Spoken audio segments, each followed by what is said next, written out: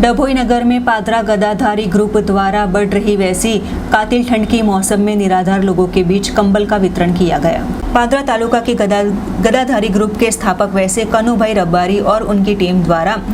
पिछले कई सालों से सेवाकीय प्रवृत्ति की जा रही है। ऐसे में डभोई नगर में फुटपाथ पर रहते वैसे गरीब और निराधार लोगों को कातिल ठंड के बीच कंबल वितरण कार्यक्रम का आयोजन किया गया। इस मौके पर वडोदरा जिला भाजपा के महामंत्री डॉक्टर बीजे ब्रह्मभट्ट, वडोदरा जिला बक्षी पंच मोर्चा के चंद्रशेखर राणा, पादरा तालुका के बक्षी पंच मोर्चा के